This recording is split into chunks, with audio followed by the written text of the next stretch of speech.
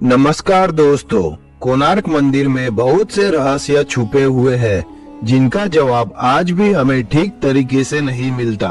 उदाहरण के तौर पर बात करें तो जैसे मंदिर में सूर्य देव की मूर्ति किस प्रकार हवा में झूलती हुई नजर आती थी। कोणार्क मंदिर को ब्लैक पगोड़ा क्यों कहा जाता था? क्या कोणार्क मंदिर श्री कृष्ण के बेटे साम ने बनवाया था? मंदिर की दीवारों पर की गई कार्विंग्स का रहस्य, मैग्नेट का रहस्य, आज भी कैसे मंदिर के पहियों से समय को कैलकुलेट किया जा सकता है, किस प्रकार मुगलों ने और ब्रिटिशर्स ने इस मंदिर को इन्वेड किया था। आज हम इस वीडियो में एक एक करके सारी बातों को विस्तार से समझेंगे। तो बात यह है कि कोणार्क शब्द दो शब्दों से मिलकर बना है, कोना प्लस अर्क। कोना का मतलब है एंगल या कॉर्नर और अर्क का मतलब है सूर्यदेव। कोणार्क मंदिर शहर से लगभग 35 किलोमीटर नॉर्थ में बंगाल की खाड़ी से लगकर कोणार्क गांव में स्थित है। कोणार्क मंदिर को ब्लैक पगोड़ा के नाम से भी जाना जाता है, क्योंकि यह काले ग्रेनाइट से बना है और सभी पुराने एविडेंस के आधार पर बात करें तो इस स्थान को इतिहास में बहुत ही महत्वपूर्ण बताया गया है। यह एंशिएंट टाइम्स में एक बहुत ही बिजी और सक्सेसफुल ट्रेडिंग पोर्ट हुआ करता था। कोणार्क सूर्य मंदिर का निर्माण 12th सेंचुरी में गंगा एम्पायर के राजा नरसिम्हा देव ने किया था। ऐसा माना जाता है कि नरसिम्हा देव उस एम्पायर के सर्वश्रेष्ठ राजा थे और उन्होंने मुस्लिम इन्वेडर्स के साथ एक बहुत ही लंबी और इम्पोर्टेंट लड़ाई जीतने के बाद कोणार्क मंदिर का निर्माण करवाया था। इस मंदिर का फाउंडेशन स्टोन राजा नरसिम्हा देव द्वारा 1243 एडी में रखा गया था।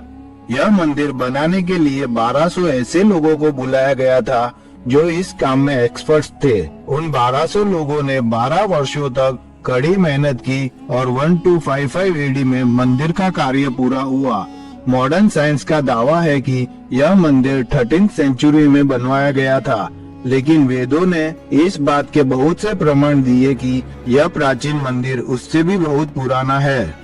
कुछ जानकार लोगों का कहना है कि यह मंदिर भगवान श्री कृष्ण के बेटे साम ने बनवाया था।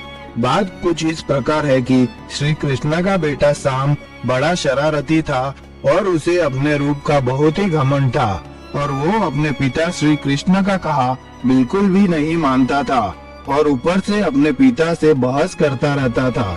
तो एक दिन क्रोध में आकर श्री कृष्ण ने उसे श्राप दे दिया और उस श्राप के कारण साम को कुष्ठ रोग हो गया। ये एक ऐसी बीमारी है जिससे शरीर में फोड़े हो जाते हैं। कई सालों तक साम इस रोग के कारण पीड़ित होते रहे, लेकिन एक दिन उनकी मुलाकात ऋषि कटक से हुई और उनको साम की इस हालत को देखकर दया आ गई और उन्होंने साम को सूर्य भगवान को प्रसन्न करने की सलाह दी। साम ने ऋषि कटक की बात मानकर चंद्रभागा नदी के किनारे 12 साल तक तप किया। सूर्य देव साम की भक्ति से प्रसन्न हो गए और उन्हें आशीर्वाद दिया और इस आशीर्वाद के कारण साम की सारी बीमारी ठीक हो गई। ठीक होने पर साम ने सूर्य देव को वचन दिया कि वहाँ उस जगह पे सूर्य देव के सम्मान में वह एक मंदिर बनवाएगा। तो एक कहानी यह भी है कि किस प्रकार श्री कृष्ण के पुत्र ने कोणार्क में सूर्य देव का मंदिर बनवाया। 7th सेंचुरी में भारत घूमने आए एक चाइनीज बुद्धिस्ट टूरिस्ट ने अपनी पुस्तक में इस जगह और सूर्य मंदिर की बहुत तारीफ की है। उन्होंने अपनी पुस्तक में कोणार्क शहर को बहुत बड़ा बताया है और उस समय का सबसे एडवांस शहर बताया है। उन्होंने अपनी पुस्तक में सूर्य मंदिर और उसके आसपास की जगह के बारे में बहुत कुछ लिखा है। उनकी पुस्तक के अकॉर्डिंग 7th सेंचुरी में ही कोणार्क शहर बहुत समृद्ध था। ऐसा माना जाता है कि सूर्य मंदिर असल में समुद्र किनारे बनवाया गया था, लेकिन समय बीतने के साथ और कुछ नेचुरल रीजंस के कारण समुद्र का पानी कम हो गया और मंदिर अब समुद्र किनारे से कुछ किलोमीटर दूर है। कोणार्क मंदिर में ब्यूटीफुल कार्विंग्स है सूर्य देव की, जो एक रेड सैंडस्टोन से बनाई हुई है। मंदिर का निर्माण 12 पहियों वाले 7 घोड़ों से खींचे जाने वाले सूर्य देव के विशाल रथ के रूप में किया गया है, लेकिन फिलहाल अभी तो 7 में से सिर्फ एक घोड़ा बचा है। कोणार्क मंदिर का फेमस पहिया कई स्थानों पर देखा जा सकता है। इस मंदिर में 3 मूर्तियां हैं सूर्य देव की। पहली मूर्ति उगता हुआ सूरज है, जो एक नई ऊर्जा और एक नई शुरुआत का भाव दर्शाती है। दूसरी मूर्ति दोपहर का सूरज है, जो अपनी ताकत और आकाश पर अपने प्रभाव को दर्शाती है। और तीसरी मूर्ति सूर्यास्त का सूरज, जो अपने शांत और डूबने का एहसास दर्शाती है। ये सभी मूर्तियाँ एक ही पत्थर से बनी है और इनका वजन लगभग 28 टन है। सबसे ज्यादा गौर करने वाली बात यह है कि लोगों को लगता है कि मंदिर की वॉल्स पर जो कार्विंग्स है वो सिर्फ एक डेकोरेशन के लिए ही की गई है, लेकिन ध्यान से देखने पर पता चलता है कि कार्विंग्स इंसान के एज ग्रुप्स के अकॉर्डिंग की गई है।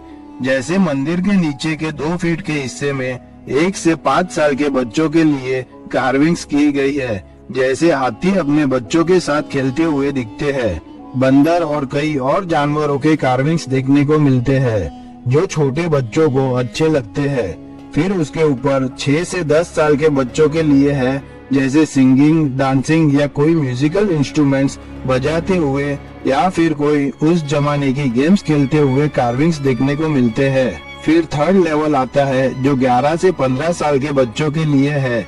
उसमें कई एजुकेशनल कार्विंग्स की गई है, जैसे समय कैसे देखते हैं, सीजन कैसे पता चलती है, दिन कैसे पता करते हैं, जो हम वीडियो के आगे में बात करेंगे। फिर सेक्शन आता है 16 से 20 साल वालों के लिए, जहाँ पे एडमिनिस्ट्रेशन, वॉर और पॉलिटिक्स की कार्विंग देखने को मिलती है। कैसे उस जमाने में देश चलाया जाता था, कैसे अपराधियों को सजा दी जाती थी, और इन सब चीजों के बारे में कार्विंग्स देखने को मिलती है। उसके ऊपर जो कार्विंग्स है वो 20 से 25 साल से बड़े लोगों के लिए है, जहाँ कई कार्विंग्स बनाई गई है जिसमें इरोटिक पोस्चर्स देखने को मिलते हैं। और जो लास्ट लेयर है वो 25 साल और उसके ऊपर के लोगों के लिए है, जिसमें कई देवी देवताओं के कार्विंग्स देखने को मिलते हैं और जो हमें भक्ति की इम्पोर्टेंस की सीख देते हैं। और ये गॉड्स के जो कार्विंग्स है वो सबसे ऊपर इसलिए है ताकि हमें याद रहे कि बाकी सब की तुलना में भगवान सबसे ऊपर होने चाहिए, और भगवान की प्राप्ति के बाद हमें और कोई भी चीज का मोह नहीं होना चाहिए। मंदिर को सूर्य देवता के समय का प्रतीक दिखाया गया है। मंदिर के 24 पहिए दिन के 24 घंटों को दर्शाते हैं। 12 जोड़ी पहिए जो घोड़ों द्वारा खींचे जाते हैं वे साल के 12 महीनों को दर्शाते हैं।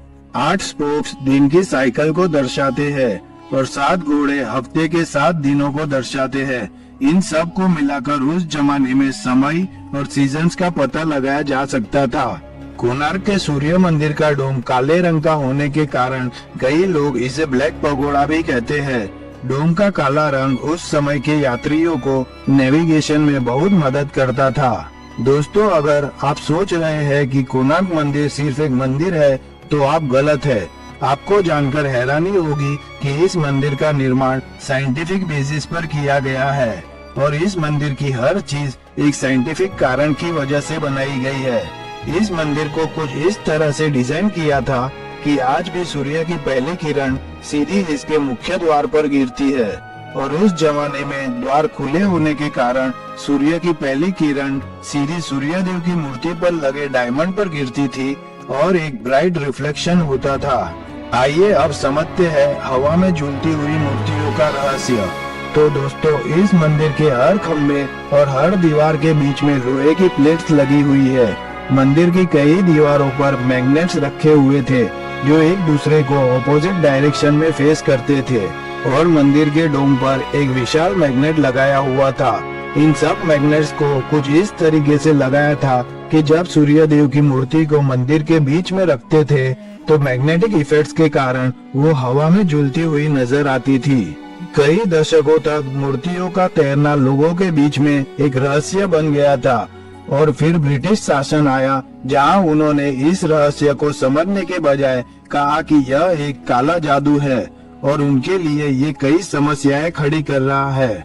इसलिए अंग्रेजों ने मैग्नेट को हटा दिया और मंदिर से सभी भव्य मूर्तियों को निकाल लिया और उन्हें ब्रिटेन ले जाया गया, जहां आज भी वे सभी ब्रिटिश म्यूजियम में रखी हुई है। असल में अंग्रेजों ने इस विशाल मैग्नेट को अपने साथ ब्रिटेन ले जाने के लिए मंदिर के बारे में कई झूठी कहानियां फैलाकर स्थानीय लोगों को गुमराह किया जैसे कि इस मैग्नेट के कारण हमें समुद्र में नेविगेशन करने में समस्याओं का सामना करना पड़ रहा है और शिप्स के कंपास ठीक से काम नहीं कर पा रहे हैं। लेकिन जैसा कि वीडियो के स्टार्टिंग में हमने बताया कि असल में ये चीजें शिप्स को नेविगेशन में मदद करने के लिए ही बनाई गई थी। चलो अब थोड़ा और गहराई में जाकर कोणार्क मंदिर के व्हील के पीछे क्या साइंस है उसे समझने की कोशिश करते हैं।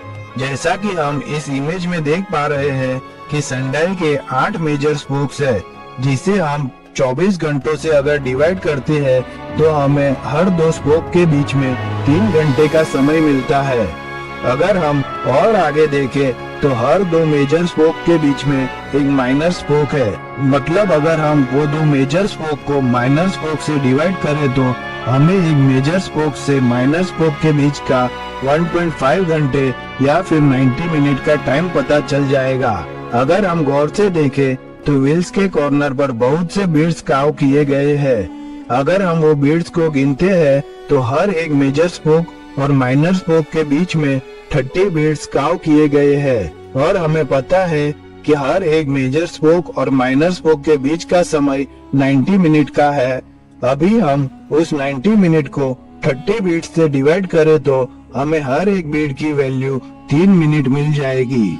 बीड्स काफी बड़े काव किए गए हैं। हम आसानी से बीड के सेंटर और किनारों पर पड़ने वाले शेडो को बड़े आराम से देख सकते हैं और इससे हम घंटों और यहाँ तक कि मिनटों की एग्जैक्ट जानकारी प्राप्त कर सकते हैं। आप बस एक बार यह इमेजिनेशन करने की ट्राई करें कि जब यह मंदिर इतने सालों पहले बनाया गया था तो कैसे बनाया होगा, कैसे एस्ट्रोलॉजर्स, इंजीनियर्स और वर्कर्स ने आपस में कोऑर्डिनेट करके और कितने प्रोफेशनल तरीके से इस मंदिर का निर्माण किया होगा। और अभी एक सवाल आप लोगों के मन में आ रहा होगा कि सनडायल तो ईस्ट वॉल पे बनाया हुआ है और जब सन ईस्ट से वेस्ट की तरफ मूव होता है तब कैसे टाइम का पता चलता होगा। तो आपको ये बात जानकर हैरानी होगी कि सेम ऐसा सनडायल वेस्ट की वॉल पर भी बनाया गया है, जिसकी मदद से हम आफ्टरनून से लेकर इवनिंग तक का समय जान सकते हैं। चलो अब ये तो समझ में आ गया कि हम पूरे दिन का समय इस सनडायल के जरिए देख सकते हैं, लेकिन रात का क्या? तो बहुत ही इंटरेस्टिंग चीज ये है कि जैसे सनडायल काम करता है ठीक वैसे ही मूनडायल भी काम करता है। कोणार्क सन टेम्पल में टोटल 24 पहिए हैं और इन 24 पहियों की कार्विंग सोच समझकर ही की गई थी और इन सभी पहियों में से सिर्फ 2 पहिए ही सनडायल के रूप में काम करते हैं। एंशिएंट लोगों के अकॉर्डिंग ऐसा माना जाता है कि उस समय इनमें से कुछ पहिए मूनडायल के अनुसार बनाए गए थे ताकि रात के समय में भी यह एग्जैक्ट जानकारी दे सके। कई लोगों का यह भी मानना है कि ये सभी बचे हुए 22 पहिए केवल डेकोरेशन या रिलीजियस पर्पस के लिए ही बनाए गए थे और इनका कोई यूज नहीं है। अफसोस की बात यह है कि कुछ साल पहले कुछ लोगों ने तो इस सनडायल पर तब तक विश्वास करने से इनकार कर दिया था जब तक कि वे गलत साबित ना हो जाए।